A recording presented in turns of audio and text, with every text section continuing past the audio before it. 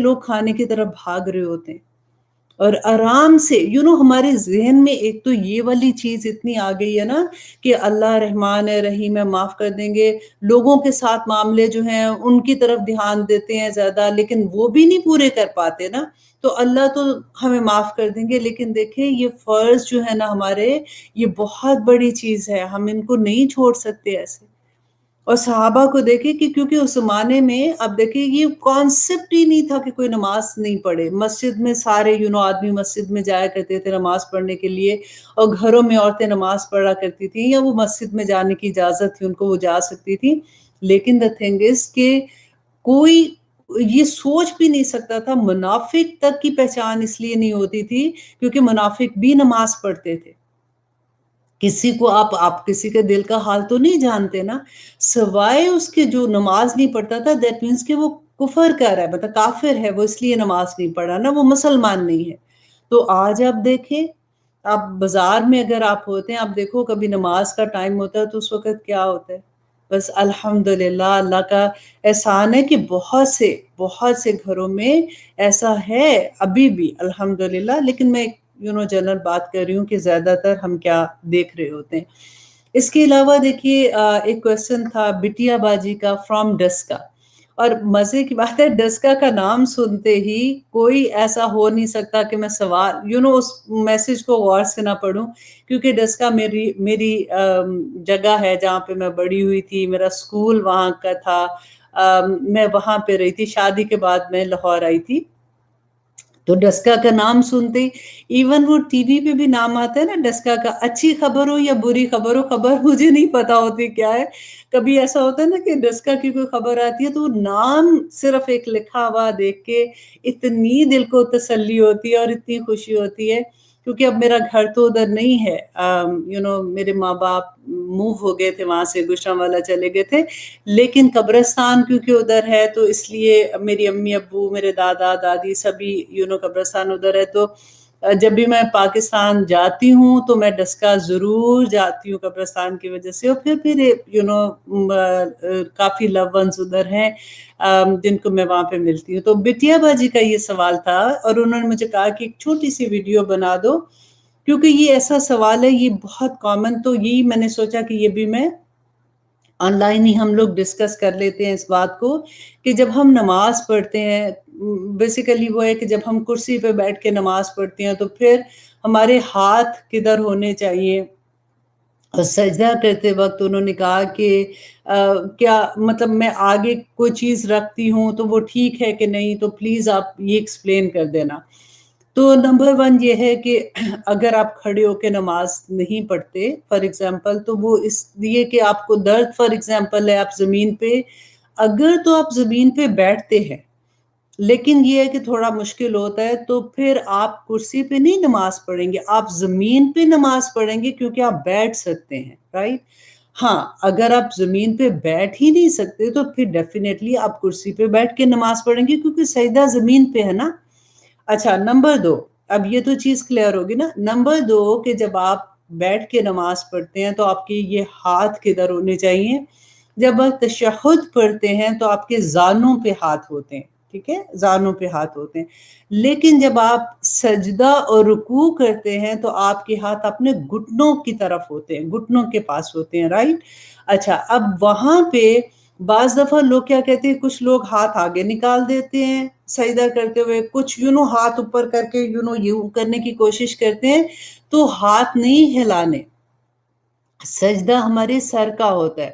ہاتھ آپ نے اپنے گھٹنوں پہ رکھنے ہیں، اور جب آپ نے رکوع کرنا ہے تو آپ سر تھوڑا سا جھکائیں گے، سجدے میں آپ تھوڑا سا زیادہ سر جھکا دیں گے، ٹھیک ہے؟ بس اتنا. جتنا ایسا نہیں کہ بہت تکلیف میں، بالکل کئی دفعہ مسجد میں یہ دیکھتے ہیں کیونکہ تراویح میں اکثر ہم لوگ جاتے ہیں نا، تو ہوتا ہے کہ وہ لوگ مشکل میں آ کے کرسی پہ بیٹھے ہوتے ہیں، بہت نیچے جھک جاتے ہیں. اتنا جھکنے کی ضرورت نہیں ہے.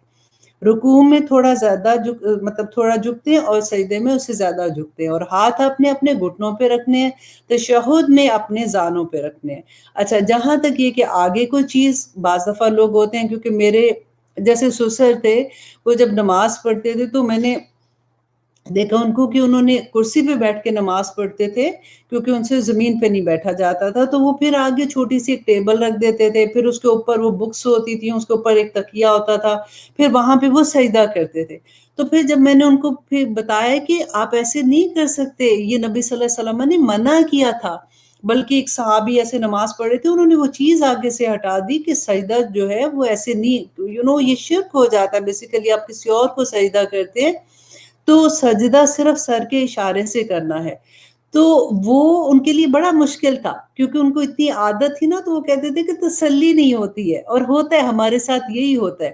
کہ کبھی کوئی عادت پرانی ہوتی ہے، جب ہم چھوڑنے کے لیے ہوتا ہے تو ہمیں بڑی مشکل لگتی ہے بات کہ وہ تسلی نہیں دل کو ہوتی۔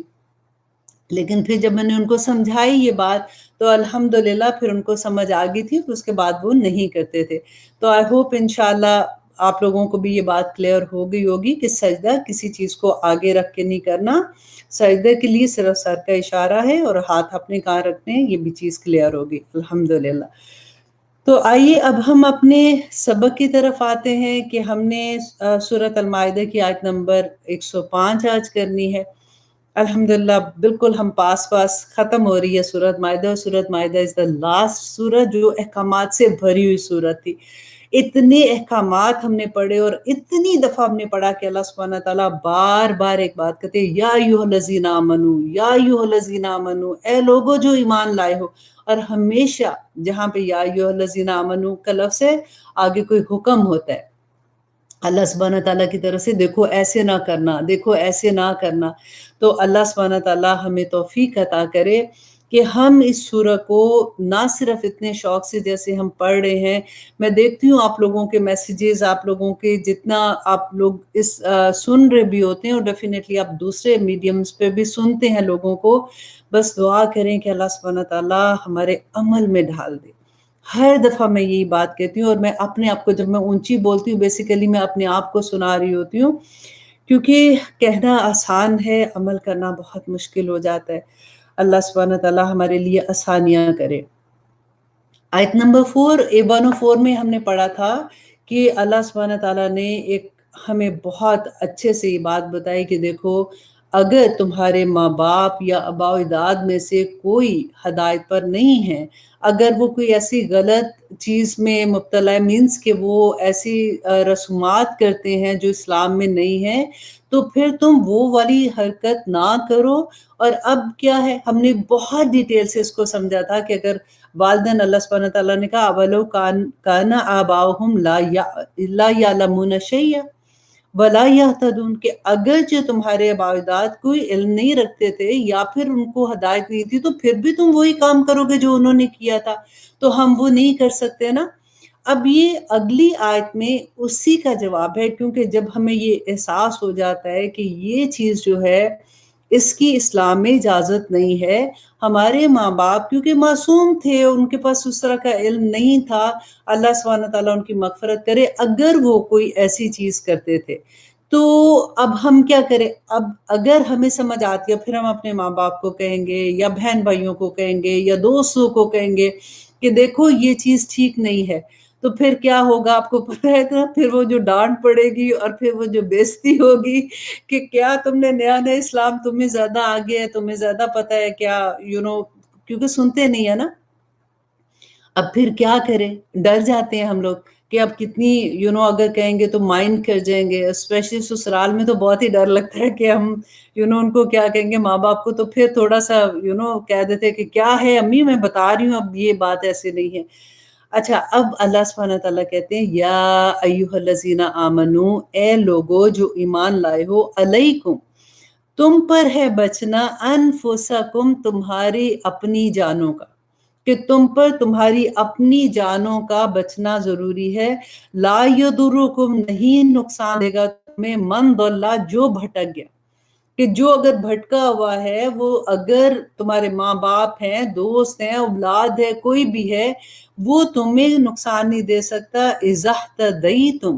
جبکہ تم خود ہدایت پر ہو، الی اللہ مرجعکم، تو اللہ ہی کی طرف جانا ہے تم سب کو، جمیعا، تم سب کو آخر میں اللہ سبحانہ تعالیٰ کی طرف جانا ہے،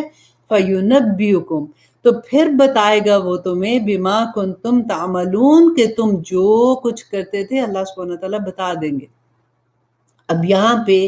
اس آیت کو پڑھ کے ایک ذہن میں، اور صحابہ کے بھی یہ ہوا تھا، میں آپ کو ابھی انشاءاللہ اس کی حدیث بھی بتا دیتی ہوں، اس کا شان نزول بھی تھا کہ کیا ہوتا ہے کہ اس آیت کو پڑھ کے یہ لگتا ہے کہ اللہ سبحانہ تعالیٰ کہتے ہیں دیکھو تم اپنی جانوں کی فکر کرو، اور جو خود بھٹکا ہوا ہے وہ تمہیں اس کی فکر کرنے کی ضرورت نہیں ہے، تم اپنی جانوں کی فکر کرو۔ یہی اس آیت سے مطلب لیا تھا کچھ صحابہ نے بھی۔ تو حضرت ابو بکر نے اس کے بارے میں کیا کہا تھا کہ انہوں نے اللہ کی حمد و ثنا پیش کرنے کے بعد فرمایا، لوگو یہ آیت تم تلاوت کرتے ہو کہ اے ایمان والو تم اپنی فکر کرو، جب تم ہدایت پر ہو تو کسی کی گمراہی سے تمہیں کوئی ضرر نہیں پہنچے گا، تم اس آیت کا غلط مطلب لیتے ہو۔ ہم نے نبی صلی اللہ علیہ وسلم کو فرماتے سنا کہ جب لوگ ظالم کو دیکھیں اور اس کے ہاتھوں کو نہ پکڑے تو اللہ ان سب پر عذاب لے آئے گا۔ اللہ اکبر، کہ اگر لوگ کسی ظالم کو دیکھیں اور اس کا ہاتھ نہ پکڑیں تو اللہ ان سب پر عذاب لے آئے گا۔ اور جس کسی قوم میں گناہوں پر عمل کیا جاتا ہو اور وہ گناہوں کو ختم کرنے پر قادر ہو، مینس یہاں پہ غور کرنے کی بات ہے کہ اگر وہ ان گناہوں کو ختم کرنے پر قادر ہو تو پھر بھی نہ کرے تو عنقریب اللہ ان سب پر عذاب لے آئیں گے۔ اب دیکھیے یہ حدیث میں، اب یہاں پہ تو ہے نا کہ جس قوم کی بات ہو رہی ہے، اب ہم اس حدیث کو کیسے سمجھے؟ اب ہم تو کسی قوم کو جا کے ٹھیک نہیں کر سکتے۔ ہماری قوم کون سی ہے، ہماری حکومت کہاں پہ ہے؟ ہمارے گھر میں ہے نا۔ تو آپ اس حدیث کو اسی طرح سے سمجھیں کہ اگر ہمارے گھر میں ہمارے اولاد ایک محکوم ہے ہماری، اگر وہ کوئی ایسا کام کرتی ہیں جو اللہ کے احکامات کی خلاف ورزی ہے اور ہم ان کو روک سکتے ہیں لیکن ہم ان کو نہیں روکتے، تو اللہ سبحانہ تعالیٰ عنقریب اللہ ان سب پر عذاب لے آئے گا۔ اللہ اکبر، اللہ سبحانہ تعالیٰ ہم سب کو محفوظ رکھیں ان چیزوں سے، کیونکہ مقصد صرف یہ ہے کہ سمجھ آ جائے کہ اللہ سبحانہ تعالیٰ کیا ہمیں بتانا چاہتے ہیں۔ دیکھیں اس کے بارے میں ایک اور حدیث میں آپ کے ساتھ شیئر کرتی ہوں کہ حضرت عبداللہ بن مسعود فرماتے ہیں کہ رسول اللہ صلی اللہ علیہ وسلم نے فرمایا کہ بنی اسرائیل میں جو ان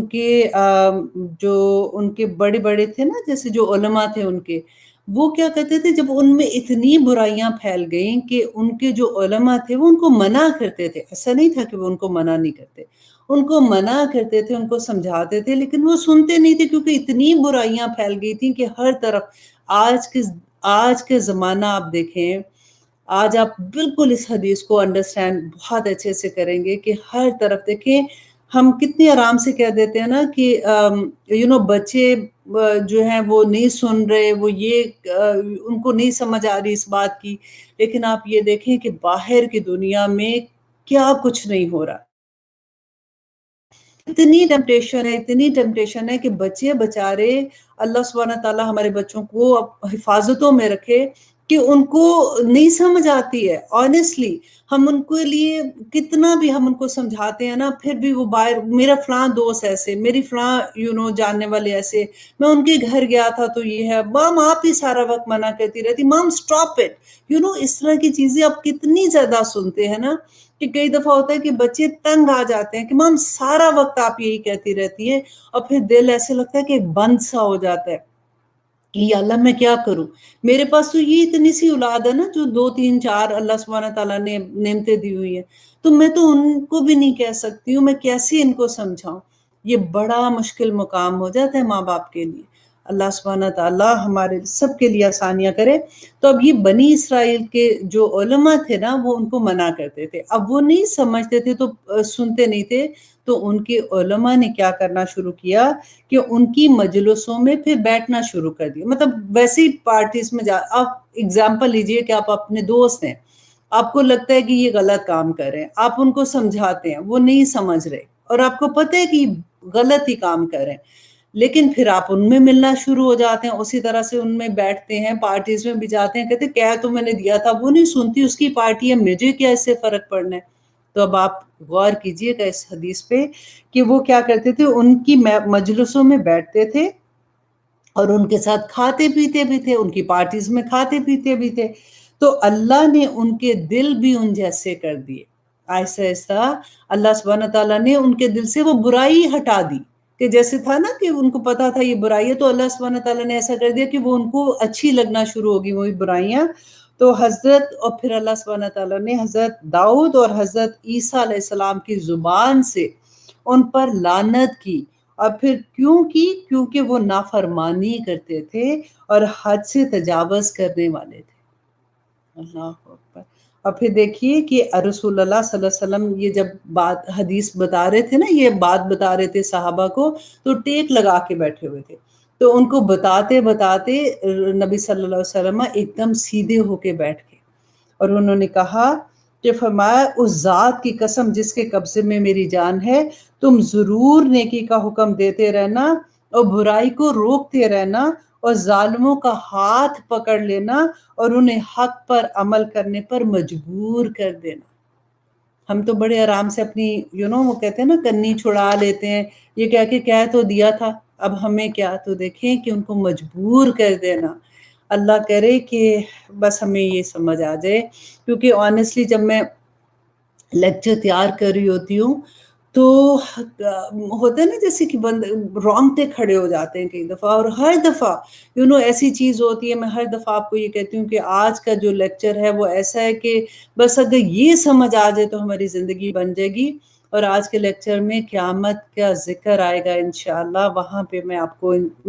میں جب آیات پک کر رہی تھی مجھے سمجھ نہیں آ رہی تھی کہ میں قرآن کی کون سی آیات پک کروں اور کون سی رکھوں اور کون سی چھوڑوں، کیونکہ اتنا تھوڑا وقت ہوتا ہے کہ اس کے اندر اتنا سارا کچھ بتانا ممکن نہیں ہوتا۔ اور پھر جب سمجھ آتی ہے تو آنیسٹلی وہ بات یاد آتی ہے کہ نبی صلی اللہ علیہ وسلم نے کہا تھا کہ اگر تم وہ چیزیں دیکھ لو، کیونکہ غائب کا تو پردہ ہے نا، جو مجھے نظر آتی ہیں، تو تم کم ہنسو اور زیادہ رو۔ اللہ اکبر۔ اچھا جی، اب یہاں پہ جو اللہ سبحانہ تعالیٰ نے ایک بات بتائی تھی کہ اے لوگو جو ایمان لائے ہو، تم پر تمہارے اپنے نفسوں کا بچانا ضروری ہے، مینس کہ جب تم نے امر بالمعروف نہی عن المنکر کر دیا، تم لوگوں کو بتا رہے ہو، تم ان کو سمجھا رہے ہو، وہ پھر بھی نہیں سمجھتے، تو دیکھیں یہ اتنا خوبصورت ایک پیغام ہے کہ ایک ڈپریشن سے بندہ نکل آتا ہے، کہ اللہ سبحانہ تعالیٰ کہتے ہیں کہ پھر اگر وہ جو کر رہے ہیں تو تمہارا ذمہ اسے بری اللہ سبحانہ تعالیٰ کر دیتے، کیونکہ تم نے اپنا کام کر دیا، تم نے اپنا ساری پوری وہ کہتے ہیں نا کہ نیک نیتی سے تم نے ان کے لیے سب کچھ کر لیا، اگر وہ پھر بھی نہیں سنتے ہیں تو تمہارے پر ان کا گناہ نہیں۔ کیونکہ دیکھیں اکثر مائیں جو ہوتی ہیں نا، ہم لوگوں کے دل میں یہ ایک خالش سی رہتی ہے کہ کل کو اللہ سبحانہ تعالیٰ اس اولاد کے بارے میں مجھ سے کویسچن کریں گے، مجھ سے پوچھیں گے کہ تم نے یہ کیا کیا تھا، کیونکہ ان کی تربیت کی ذمہ داری تو میرے اوپر ہے نا، تو پھر میں کیا کروں؟ تو دیکھیں یہ بڑی تسلی کی آیت ہے کہ آپ اپنا کام کر لیں، اللہ کے ذمہ ہدایت دینا ہے، اللہ انشاءاللہ ہمیں اس کے بارے میں بری کر دیں گے اگر ہم اپنا کام پورا کر لیں۔ اگر ہم نے نہی عن المنکر بھی کر دیا، امر بالمعروف بھی کر دیا، تو پھر اللہ سبحانہ تعالیٰ کا یہ بہت بڑی خوشخبری ہے ہمارے لیے کہ اللہ سبحانہ تعالیٰ کہتے ہیں وَيُنَبِّئُكُم، تو میں پھر بتا دوں گا بِمَا كُنتُمْ تَعْمَلُونَ، جو کچھ تم اس دنیا میں کرتے تھے۔ اب پھر دیکھیے کہ آیت نمبر 106 میں پھر سے اللہ سبحانہ تعالیٰ کہتے ہیں یا ایھا الذین آمنو، اے لوگو جو ایمان لائے ہو، شہادت بینکم، گواہی ہو درمیان تمہارے، اذا جب حاضر احدکم الموت، کہ جب تم میں سے کسی ایک پر موت کا وقت آ جائے، حین الوصیت اثنانی، تو وقت وصیت کے دو ذوا عدل، عدل والے، منکم، تم میں سے۔ اب دیکھیں جب ایسی آیات ہم پڑھتے ہیں نا، یوزلی میرا بھی ایک بچے نے ہی میرے سے کویسچن کیا تھا، بڑے بیٹے نے، کہ مام جب ہم سورۃ بقرہ جیسے میں پڑھا تھا میننگز کے ساتھ، تو مجھے وہ ہوتا ہے نا کہ ایک پڑھ کے ایک دل کو بات ہوتا ہے کہ اچھا آگے کیا، آگے کیا، تو کہتے ہیں مجھے سمجھ نہیں آتی ہے اس طرح سے، تو میں نے اس کو یہ کہا، میں نے کہا بیٹا کیونکہ آپ ڈیٹیل سے نہیں پڑھتے ہو نا، آپ تشریح اس کی دیکھو کہ ان کے کیا میننگس ہیں، اللہ سبحانہ تعالیٰ نے یہ کیوں آیا نازل کی، اور مجھے اللہ سبحانہ تعالیٰ کیا بتانا چاہتے ہیں، تو ورنہ تمہیں سمجھ نہیں آئے گی۔ تو وہی بات ہوتی ہے، کیونکہ ایسی آیات جب ہم پڑھتے ہیں، اچھا وصیت کرنا جب تم مرنے کے پاس ہو، تو اس میں ہم پڑھ کے گزر جاتے ہیں، ہمیں کچھ سمجھ نہیں آتی ہے۔ اب یہاں پہ دیکھیے اس آیا میں اللہ سبحانہ تعالیٰ یہ بتا رہے ہیں کہ جب ہم موت کا وقت قریب آتا ہے بندے کے، اور وہ گھر میں ہے، اگر وہ سفر میں نہیں ہے، ابھی یہ گھر کی بات ہے، تو پھر کیا کرنا ہے کہ 2 لوگوں کو تم اپنا گواہ بنا لو وصیت کرتے وقت۔ اور آپ نے دیکھیں بہت ڈیٹیل سے سورہ بقرہ میں پڑھا کہ وصیت کے بارے میں ہم نے، اللہ سبحانہ تعالیٰ نے ساری ڈیٹیل بتا دی تھی کہ کس کا کتنا حصہ ہے، کتنا کس کا حصہ ہوگا۔ وصیت جو ہے وہ ہم 1/3 کی کر سکتے ہیں صرف، اور اگر کرے تو ٹھیک ہے، نہ کرے تو ضروری نہیں ہے کہ ہم نے کرنی ہے، اگر ہم نہیں بھی کرتے تو اس اوکے۔ لیکن اگر جب آپ وصیت کرتے ہیں تو 2 گواہ بنا لیں، اپنے مطلب مسلمان، اس کا مطلب ہے کہ اپنے بیچ میں سے ہی کسی کو،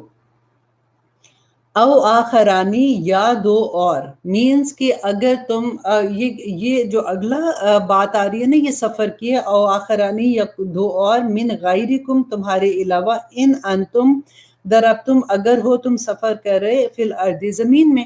کہ اگر تم سفر کر رہے ہو، دیکھو اس زمانے میں تو مدینہ، مسلمان تو صرف مدینہ اور مکہ میں تھے،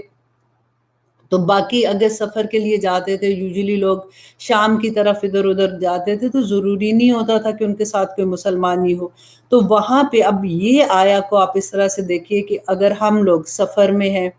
کبھی ایسا ہوتا ہے کہ ہم کسی جگہ پہ گئے ہوئے ہیں، فار ایگزامپل وہاں پہ ہمارے ساتھ کوئی ایسا نہیں ہے جس کو ہم کچھ کہہ سکیں، تو پھر اگر کوئی مسلمان نہیں، مینز کہ اپنی فیملی کا نہیں ہے، کوئی مسلمان نہیں ہے، تو پھر ہم غیر مسلم جو ہیں ان کو بھی گواہ بنا سکتے ہیں۔ اب اس کی شان نزول پہلے میں بتا دیتی ہوں تاکہ یہ آیا آپ کو اچھے سے سمجھ آ جائے، کیونکہ اس میں اتنی ڈیٹیل تشریح کی ضرورت نہیں ہے، اگر آپ پوری آیا پڑھیں گے تو آپ کو انشاءاللہ سمجھ آ جائے گی، جب اس کا شان نزول آپ کو سمجھ آ جائے گا۔ کہ ہوا کیا تھا کہ 3 آدمی تھے، اس میں تمیم تھے، اور ایک عدی تھے، اور ایک بدیل تھے۔ بدیل جو تھے یہ مسلمان تھے، اور تمیم اور عدی جو تھے یہ نصرانی تھے۔ یہ تینوں لوگ جو تھے یہ شام کی طرف گئے، سفر کر رہے تھے اور تجارت کے لیے گئے تھے، اور جب وہ تجارت کے لیے جا رہے تھے تو راستے میں بدیل جو تھے ان کی طبیعت خراب ہو گئی، اور اتنی طبیعت خراب ہو گئی کہ ان کو لگا کہ ان کے پاس ان کا آخری وقت آ گیا ہے۔ انہوں نے ایک عقل مندی کیا کی کہ اسی وقت انہوں نے لسٹ بنائی اپنی چیزوں کی جو ان کے پاس تھی، جو وہ لے کے گئے تھے تجارت کے لیے، وہ انہوں نے اپنے سامان میں رکھ دی، لیکن انہوں نے ان 2 جو ان کے ساتھی تھے ان کو نہیں کچھ بھی بتایا کہ میں نے اس طرح سے اندر لسٹ رکھی ہے۔ اب وہ جو 2 لوگ تھے ان کو انہوں نے اپنا سامان کہا کہ جب تم واپس جاؤ گے تو یہ میرا سامان میرے گھر والوں کو دے دینا۔ اب وہ تمیم اور عدی جو تھے وہ اپنا سفر انہوں نے ختم کیا، جو بھی تجارتی سفر پہ تھے، جب وہ واپس آئے تو ان کے گھر والوں کے پاس آئے، آ کے انہوں نے ان کو سامان دے دیا اور وہ چلے گئے۔ بعد میں کیا ہوا کہ انہوں نے جب سامان کھولا گھر والوں نے، تو اس کے اندر ایک لسٹ تھی، اور اس لسٹ کے اندر ایک پیالے کا ذکر تھا، اور پیالہ جو تھا وہ ایکچولی بہت ایکسپینسو تھا، جو بدیل جو ہیں وہ اس لیے لے کے گئے تھے، وہ چاندی کا پیالہ تھا، سونے کا نقش و نگار تھے، وہ اس لیے لے کے گئے تھے کہ شام میں جا کے وہ وہاں کے حکمران تھے جو ان کو وہ دکھائیں گے، تو وہ اس کو وہاں پہ بیچے گا اور اس سے وہ پروفٹ لے گا۔ اب کیونکہ وہ پیالہ اس کے اندر نہیں تھا، اب وہ انہوں نے جب ان لوگوں سے پوچھا، تمیم سے اور عدی سے پوچھا، تو انہوں نے صاف انکار کر دیا کہ نہیں، ہمیں تو اس پیالے کے بارے میں کچھ نہیں پتا۔ وہ کیا کہ پھر کچھ دیر کے بعد، اب یہ مدینہ کی بات ہے، مدینہ میں جب آگے تھے ہجرت کر کے، کچھ دیر کے بعد مکہ میں ان کی فیملی میں سے کچھ لوگ وہاں پہ مکہ گئے ہوں گے، وہاں پہ سنار کی دکان پہ انہوں نے وہ پیالہ دیکھا، جب اسے پوچھا تو انہوں نے کہا کہ یہ تمیم اور عدی نے مجھ سے بیچا ہے، اور 1000 وہ جو ہے دینار تھے اس کا انہوں نے بیچا تھا۔ اب جب آ کے ان کو گھر والوں کو پتہ چلا تو پھر یہ معاملہ نبی صلی اللہ علیہ وسلم کے پاس گیا، تو انہوں نے اس کو جب پوچھا تو انہوں نے کہا کہ ہم نے پہلے اس لیے انکار کیا تھا کہ ہمارے پاس کوئی گواہ نہیں تھا، لیکن یہ پیالہ ہم نے خرید لیا تھا اس سے، تو پھر ہم نے بیچ دیا۔ اب ان کو اچھا، اب وہاں پہ اب کیا کرنا تھا کہ یہ آیت جب نازل ہوئی تو پھر اللہ سبحانہ تعالیٰ نے بتایا کہ اب اس کے گھر والوں میں سے 2 گواہ کھڑے ہوں گے، اور وہ یہ گواہی دیں گے، اللہ کی قسم کھا کے وہ یہ گواہی دیں گے کہ یہ کیونکہ ان کے پاس تو دکاندار گواہ بھی تھا نا کہ یہ مطلب ہم سچ بول رہے ہیں، اور یہ پیالہ جو ہے وہ ان کے پاس ہے ہمارا، اور انہوں نے یہ پیالہ بیچا تھا اور اس کی قیمت ہمیں چاہیے۔ تو وہ پھر اس کی بنا پہ فیصلہ ہوگا، کیونکہ وہ ان جو گھر والے ہیں وہ جو قسم کھائیں گے، تو پھر اس طرح سے کیسے ان کو اس کی قیمت واپس ملی تھی اس کے بارے میں ہے۔ اور اب اس سے ہمیں کیا سبق ملے گا کہ جب ہم کبھی ایسی سچویشن ہوتی ہے تو 2 گواہ بنا لیں۔ آپ اگر فار ایگزامپل سفر میں ہے، ہمارے پرس ہے اور کچھ نہیں تو جویلری جو پہنی ہوتی ہے، اب تو سولیٹیئر اتنے مہنگے ہوتے ہیں کہ ایک سولیٹیئر بھی اگر رکھ دی کوئی چوری کر لے تو بہت بڑی رقم ہو جاتی ہے، لیکن any way, I'm just kidding۔ تو اب یہاں پہ کیا بات ہو رہی تھی کہ اللہ سبحانہ تعالیٰ نے جو بتایا کہ جب تم سفر میں ہو تو 2 اور گواہ بنا لو، فَأَصَابَتْكُمْ، پھر پہنچے تمہیں مصیبت الموت، موت کی مصیبت مینز کہ نزاع کا وقت آ جائے۔ اب یہاں پہ یہ بات ختم ہو گئی۔ اب کیا تھا، تحبسونہما، کہ تم روک لو ان دونوں کو۔ اب یہاں پہ وہ بات ہے کہ وہ چلے گئے دے کے، اب ان کو جب شک ہوا کہ ان لوگوں نے وہ پیالہ چوری کیا ہے، تو پھر جب ان کو بلایا تھا تو اب ان کا پھر کیا کرنا ہے کہ ان کو روک لو، من بعد الصلاۃ، بعد نماز کے، فیقسمانی، پھر وہ دونوں قسم کھائیں، باللہ، اللہ کی، ان ارتبتم، اگر تمہیں شک ہو تو۔ اگر تو کوئی شک نہیں ہے پھر تو سامان دے کے چلے گئے، بات ختم ہو گئی۔ لیکن اگر تمہیں یہ شک ہے کہ انہوں نے سامان میں سے کچھ چیزیں نکال لی ہیں، تو پھر اس وقت کیا کرنا ہے کہ ان کو روک لو، کہ نماز کا وقت مینز کہ کیونکہ نماز تو اس زمانے میں آپ کو پتہ ہے نا مسجد میں ہی پڑھتے تھے، یہ اس زمانے کی بات ہے، اب تو اس طرح کی سچویشن نہیں ہے، اور وہاں پہ زیادہ لوگ ہوتے ہیں، اور جب ان کے سامنے وہ قسم کھائیں گے تو ڈیفینیٹلی ان کو تھوڑی حیا بھی ہوگی کہ اگر ہم نے جھوٹی قسم کھائی تو پھر یہ نہ ہو کہ ہم پکڑے جائیں گے تو بھی شرمندگی ہوگی۔ تو یہاں پہ اسی لیے کہا جا رہا ہے کہ ان کو روک لو نماز کے وقت، اور وہ قسم کھائیں گے اللہ کی اگر تمہیں شک ہو۔ اور پھر قسم کے الفاظ بھی اللہ سبحانہ تعالیٰ نے بتا دیے کہ وہ کیا کہیں گے، لا نشتری، کہ نہ ہم لیں گے بھی ساتھ اسے سامنن، کوئی قیمت، ولو کانا، اور اگرچہ ہو ذا قربا، اگرچہ رشتہ داری بھی ہوگی تب بھی، مطلب اس ہم قسم جو کھا رہے ہیں کہ ہم اس سے کوئی فائدہ نہیں اٹھا رہے، ہم سچی قسم کھا رہے ہیں۔ ولا، اور نہ نکتم شہادت اللہ، اور نہ ہم چھپائیں گے شہادت، گواہی اللہ کی،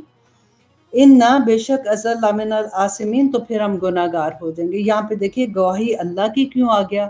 کیونکہ یہ ذمہ داری اللہ نے ان پہ ڈالی تھی کہ جو چیزیں انہوں نے امانت کے طور پہ دی ہیں وہ تم نے واپس دینی ہے، تو کل اللہ ہی کو اس کا، اب دنیا کے سامنے اگر جھوٹ بھی بولو گے تو اللہ سبحانہ تعالیٰ کے سامنے تم اس کا جواب دینا ہوگا۔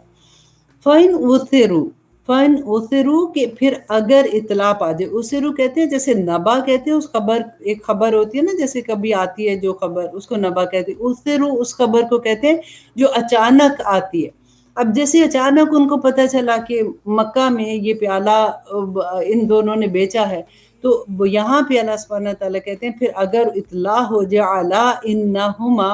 اس پر کہ بے شک وہ دونوں نے استحق کا، کہ وہ مستحق ہوئے اسمن، گناہ کے، فآخرانی، پس دوسرے، یقومانی، تو دوسرے 2 کھڑے ہوں گے، مقامہما، ان کی جگہ۔ اب یہاں پہ دوسرے 2 کیا، کہ جو وارث ہے ان کے گھر سے 2 لوگ ان کی جگہ پہ کھڑے ہوں گے، من الذین استحق علیہم، ان لوگوں میں سے حق ثابت ہو گیا جن پر، مینز کے وارثوں میں سے کھڑے ہوں گے 2 لوگ، اولے یعنی 2 قریب ترین، فیقسمانی، تو پھر وہ جو 2 ہے نا وہ قسم کھائیں گے، باللہ، اللہ کی، کہ لا شہادتنا، کہ البتہ ہماری گواہی احق، زیادہ سچی ہے، من شہادتہما، ان دونوں کی شہادت سے وَمَعْتَدَيْنَا اور نہیں زیادتی کی ہم نے اِنَّا إِذًا لَمِنَ الظَّالِمِينَ تو بے شک پھر ہم ظالموں میں سے ہو جائیں گے۔ تو اب آپ کو سمجھ آ گئی ہے نا اس بات کی کہ اگر نبی صلی اللہ علیہ وسلم نے پھر ان سے جب گواہی مانگی تھی ان کے پاس گواہی نہیں تھی تو پھر وارثوں نے میں سے جو دو کھڑے ہوئے تھے گواہی کے لیے انہوں نے قسم کھائی تھی تو اس کی بنا پہ پھر ان کو جو ہے وہ ان کے پیسے واپس کر دیے گئے تھے۔ اب یہاں پہ میں آپ کو ایک اور بھی بات بتا دوں کہ جو تمیم تھے نا وہ بعد میں لیٹر آن مسلمان ہو گئے تھے، تو پھر انہوں نے خود بھی یہ حدیث ایک بیان کی ہے، ان کی زبانی تھی کہ ایسے ہوا تھا اور ہم نے وہ پیالہ چوری کر لیا تھا تو ہم نے یہ ایسے بیچا تھا، تو پھر اس کی تصدیق بیسیکلی ہو گئی تھی کہ انہوں نے خود سے بیان کر دیا تھا کہ ہمارے ساتھ ایسے ہوا تھا، کیونکہ 500 ایک نے لے لیے تھے دینار، 500 ایک نے لے لیے تھے، تو اس طرح سے پھر دونوں کو واپس کرنے پڑے تھے۔ اور اللہ سبحانہ تعالیٰ کہتے ہیں یہ جو طریقہ ہے ذالک ادنا، یہ زیادہ قریب ہے ان کے یاتو کہ وہ لائیں بشہادتی گواہی کو الا وجہہ کہ اپنی اثر رخ پر، مینز کہ وہ صحیح طرح سے ان کے فیس ویلیو پہ لے کے آتے ہیں، او یخافو یا وہ ڈرے ان کے تو رد کہ روک دی جائیں گی ایمانن ان کی قسمیں بعد ایمانہم ان کی قسمیں کا مطلب وارثوں کی قسموں کے بعد، اگر وارث قسم کھا لیتے ہیں تو پھر ان کی قسموں کو واپس لوٹا دیا جائے گا۔ واتقوا اللہ، اللہ سے ڈرو، واسمعوا اور سنو، واللہ اللہ لا یہدی القوم الفاسقین، اللہ سبحانہ تعالیٰ جو ہیں وہ فاسق قوم کو ہدایت نہیں دیتے۔ یہاں پہ آپ دیکھیے کہ فاسق قوم جو ہے وہ کون اللہ سبحانہ تعالیٰ نے ہدایت کا، ہم کہتے ہیں نا کہ اللہ سبحانہ تعالیٰ ہمیں ہدایت عطا کرے، تو اللہ سبحانہ تعالیٰ کہتے ہیں فاسق کون ہے؟ جو نافرمان ہوتے ہیں، جو کھلے عام اللہ کی نافرمانی کرتے ہیں اور شرماتے بھی نہیں ہیں اور کہتے ہیں کہ جی مائی لائف، جو میرا دل چاہے گا میں وہ کروں گا۔ وہ فاسق جو اس کی ہم جب پڑھتے ہیں ڈیٹیل پڑھتے ہیں نا تو اللہ سبحانہ تعالیٰ کہتے ہیں کہ وہ ایسے لوگوں کو اللہ ہدایت نہیں دیتے۔ اب آیت نمبر 109 میں اللہ سبحانہ تعالیٰ کہتے ہیں یوم یجمع اللہ الرسل، یہ بہت خوبصورت آیا ہے۔ اب یہ جو آخری دو رکوع ہے نا آپ نے بہت غور سے سننے ہیں، ان کو آپ نے اپنے دل پہ لے کے سننا ہے، کیونکہ یہاں پہ اللہ سبحانہ تعالیٰ قیامت کے دن کا ذکر کرتے ہیں کہ جو حشر کے میدان میں جب کھڑے ہوں گے ہم سب تو کیا ہوگا۔ کیونکہ اکثر یہ ہوتا ہے کہ ہم قیامت کی بات جب پڑھتے ہیں سنتے ہیں تو اس وقت تھوڑا سا لگتا ہے، اس کے بعد ہمارے بس ہم کہتے ہیں ٹھیک ہے حشر کے میدان میں یہ ہوگا، یہ سوال ہوگا، یہ ہوگا۔ تو آج میں یہی کوشش کر رہی تھی کہ اس آیا کو لے کے ہم تھوڑا سا ٹائم لگائیں اور ہم اپنے دل پہ ان آیات کو لیں گے، کیونکہ حشر کے میدان کی پوری جیسے ایک البم ہوتی ہے نا بڑی سی، اس میں سے ایسے لگتا ہے اللہ سبحانہ تعالیٰ نے ایک پکچر کھینچ کے ہمارے سامنے کھول کے رکھ دی ہے۔ ہمیں یہ لگتا ہے کہ اس دن اللہ سبحانہ تعالیٰ ہم سے یہ سوال پوچھیں گے تو پھر ہم یہ جواب دیں گے، اور پھر اکثر ہمارے ذہن میں آتا ہے کہ کچھ بھی نہیں ہونا، اللہ سبحانہ تعالیٰ تو اتنے رحمان ہے، رحیم ہے، اللہ نے ہمیں معاف کر دینا ہے۔ اگر ہمیں یہ احساس ہو جائے کہ ہم اللہ کے سامنے کھڑے ہیں، اللہ سبحانہ تعالیٰ ہم سے یہ فرمائیں گے، ہم سے یہ سوال کریں گے، تو آپ سوچیں ذرا کہ ہمارا کیا حال ہوگا۔ کہ اب یہاں پہ اس آیا میں سب سے پہلے یہ دیکھیے کہ اس میدان حشر میں اللہ سبحانہ تعالیٰ ہم انسانوں کی تو بات بعد میں ہے۔ اب دیکھیے ایک حشر کا میدان ہے، ہم سارے ادھر کھڑے ہوئے، ہر انسان آدم علیہ السلام سے لے کے جب تک قیامت ہے سب انسان وہاں پہ کھڑے ہیں۔ ابھی میں انشاءاللہ اس کی بھی ڈیٹیل آپ کو بتاتی ہوں۔ اور ہمارے سامنے جتنے رسول انبیاء ہیں، نبی ہیں، اللہ سبحانہ تعالیٰ ان کو سوال پوچھ رہے ہیں۔ اور کیوں پوچھ رہے ہیں؟ اللہ سبحانہ تعالیٰ کو تو علم ہے، اللہ تو جانتے ہیں، اس لیے کہ جو لوگ ان کی اپنے نبیوں کی نافرمانی کرتے تھے نا، تاکہ ان کو رسوا کر سکے تمام لوگوں کے سامنے۔ اس دن وہ ان لوگوں کو تاکہ پتہ چلے کہ وہ جو اتنی دیدہ دلیری سے کام کرتے تھے، تو اللہ سبحانہ تعالیٰ نبیوں سے سوال پوچھیں گے۔ اور نبیوں سے کیوں پوچھیں گے؟ تاکہ ان کو یہ پتہ چلے کہ ان کے بعد ان کی امت نے کتنی بدعات کر کے اس دین کو کتنا خراب کر دیا تھا۔ आपको पता है हज़रत नबी सल्लल्लाहु अलैहि वसल्लम जब हौज़ कौसर पे होंगे, तो हम जो मुसलमान हैं, क्योंकि वो कहते हैं ना कि नमाज़ी जो हैं उनके निशान होंगे सारे, चमक रहे होंगे, जो हमारे सजदे के निशान हैं, वुज़ू के निशान सारे जहाँ-जहाँ से हम वुज़ू करते हैं, तो पहचाने जाएँगे कि ये मुसलमान है, ये नबी सल्लल्लाहु अलैहि वसल्लम की उम्मत है। तो वो उधर भागे जाएँगे। ये नमाज़ियों की बात हो रही है, जो नमाज़ नहीं पढ़ते, आप सोचें ज़रा उनका क्या हाल होगा। तो फरिश्ते जो हैं वो बाज़ लोगों को रोक लेंगे। नबी सल्लल्लाहु अलैहि वसल्लम कहेंगे कि ये मेरी उम्मत है, इनको आने दो। तो फरिश्ते कहेंगे कि आपको नहीं पता कि इन्होंने आपके बाद कितनी बिदअत शामिल कर दी थी दीन में, तो वो रोक लिए जाएँगे। अल्लाह सुब्हानहू व तआला अल्लाहुम्मा अरिनी हक्का हक्कन वरज़ुक़ना तबाहू व अरिना बातिला बातिलन वरज़ुक़ना इज्तनाबहू बहुत पढ़ा करें। क्योंकि कई दफ़ा होता है ना कि हम इतनी बड़ी-बड़ी चीज़ें देख के ना कि इतना अजर, इतना अजर, इतना अजर, ऐसी वाली चीज़ें देख के तो हम वो करना शुरू हो जाते हैं। अल्लाह सुब्हानहू व तआला बस हम पे अपना रहम करे। अब यहाँ पे देखिए अल्लाह सुब्हानहू व तआला कहते हैं यौम यजमउल्लाहु, जिस दिन जमा करेगा अल्लाह और रुसुला, रसूलों को, फ़यक़ूलु, तो वो कहेगा माज़ा उजिबतुम, कि क्या जवाब मिला था तुम्हें, क्या जवाब दिए गए थे तुम। क़ालू, वो कहेंगे, कौन कहेंगे, तमाम रसूल, वो कहेंगे ला इल्म लना, कि नहीं है हमें कोई इल्म।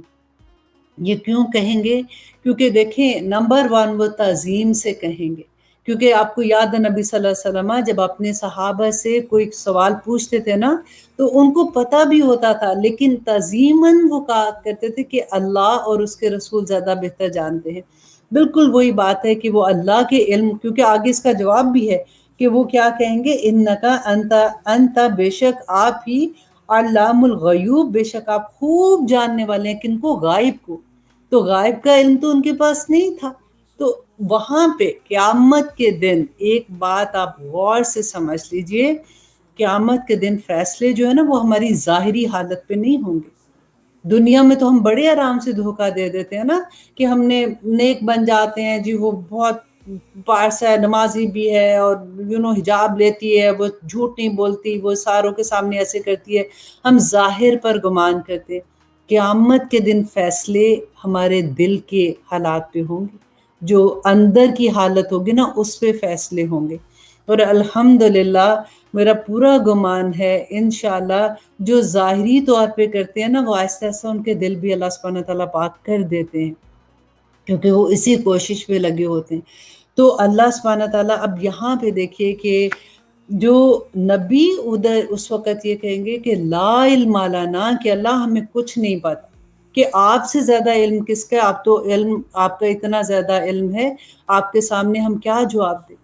तो इसके बारे में है कि हदीस में आता है कि जब जहन्नम को लाया जाएगा, तो वो ज़ोर से चीखोगे और बड़ी सरकशी का मुज़ाहिरा भी करोगे। चुनांचे जब इन दोनों वाक़यात में से पहला वाक़या पेश आया, तो हमने तुम्हारे सरों पर अपने ऐसे बंदे मुसल्लत कर दिए जो सख्त जंगजू थे, और वो तुम्हारे शहरों में घुसकर फैल गए, और ये एक ऐसा वादा था जिसको पूरा होकर रहना था। और आया नंबर 6, फिर हमने तुम्हें ये मौका दिया कि तुम पलट कर उन पर गालिब आओ, और तुम्हारे माल और दौलत और औलाद में इजाफा किया, और तुम्हारी नफरी पहले से ज्यादा बढ़ा दी। अगर तुम अच्छे काम करोगे तो अपने ही फायदे के लिए करोगे, और बुरे काम करोगे तो भी तुम्हारे ही बुरा होगा। चुनाचे जब दूसरे वाक्य की म्याद आई, तो हमने दूसरे दुश्मन को तुम पर मुसल्लत कर दिया, ताकि वो तुम्हारे चेहरों को बिगाड़ दे, और ताकि वो मस्जिद में इस तरह दाखिल हो जैसे पहले लोग दाखिल होते थे, और जिस जिस चीज पर उनका जोर चले उसको तहस नहस करके रखते। अल्लाह अकबर। आइन मुमकिन है कि अब तुम्हारा रब तुम पर रहम करे, लेकिन अगर तुम फिर भी वही काम करोगे तो हम भी दोबारा वही करेंगे, और हमने जहन्नम को काफरों के लिए कैद खाना बना ही रखा है। और आया नंबर 9, हकीकत यह है कि कुरान वो रास्ता दिखाता है जो सबसे सीधा रास्ता है, और जो लोग इस पर ईमान लाकर नेक अमल करते हैं उन्हें खुशखबरी देता है कि उनके लिए बड़ा अजर है, और ये बताता है कि जो लोग आखिरत पर ईमान नहीं रखते उनके लिए हमने एक दर्दनाक अजाब तैयार कर रखा है। और इंसान बुराई इस तरह मांगता है जैसे उसे भलाई मांगनी चाहिए, और इंसान बड़ा जल्दबाज वाकया हुआ है। और आया नंबर 12, اور ہم نے رات کو اور دن کو دو نشانیوں کے طور پر پیدا کیا، پھر رات کی نشانی کو تو اندھیرا بنا دیا اور دن کی نشانی کو روشن کر دیا، تاکہ تم اپنے رب کا فضل تلاش کرو اور تاکہ تمہیں سالوں کی گنتی اور مہینوں کا حساب معلوم ہو سکے۔ اور ہم نے ہر چیز کو الگ الگ واضح کر دیا ہے، اور ہر شخص کے عمل کا انجام ہم نے اس کے اپنے گلے میں چمٹا دیا ہے۔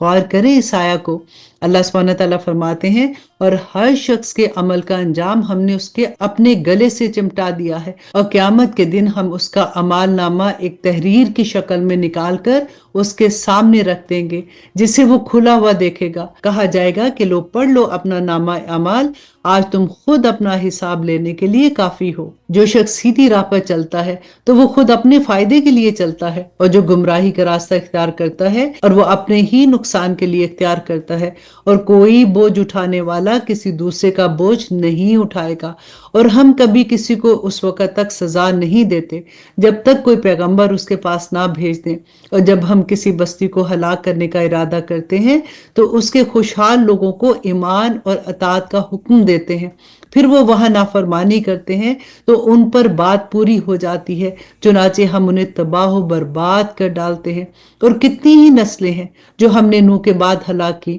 اور تمہارے رب اپنے بندوں کے گناہوں سے پوری طرح باخبر ہے، سب کچھ دیکھ رہا ہے۔ جو شخص دنیا کے فوری فائدے ہی چاہتا ہے تو ہم جس کے لیے چاہتے ہیں جتنا چاہتے ہیں اسے یہیں پر جلد دے دیتے ہیں، پھر اس کے لیے ہم نے جہنم رکھ چھوڑی ہے جس میں وہ ذلیل و خوار ہو کر داخل ہوگا۔ اور آیہ نمبر 19، اور جو شخص آخرت کا فائدہ چاہتا ہے اس کے لیے ویسی ہی کوشش کرے جیسی اس کے لیے کرنی چاہیے، جبکہ وہ مومن بھی ہو، تو ایسے لوگوں کی کوشش کی پوری قدردانی کی جائے گی۔ اے پیغمبر، جب تک دنیا میں تمہارے رب کی عطا کا تعلق ہے، ہم ان کو بھی نوازتے ہیں اور ان کو بھی، اور دنیا میں تمہارے رب کی عطا کسی کے لیے بند نہیں ہے۔ دیکھو ہم نے کس طرح ان میں سے ایک کو دوسرے پر فضیلت دے رکھی ہے، اور یقین رکھو کہ آخرت درجات کے اعتبار سے بہت بڑی ہے اور فضیلت کے اعتبار سے بھی کہیں زیادہ ہے۔ اور آیہ نمبر 22، اللہ کے ساتھ کسی اور کو معبود نہ بناؤ ورنہ تم قابل ملامت اور بے یار و مددگار ہو کر بیٹھ رہو۔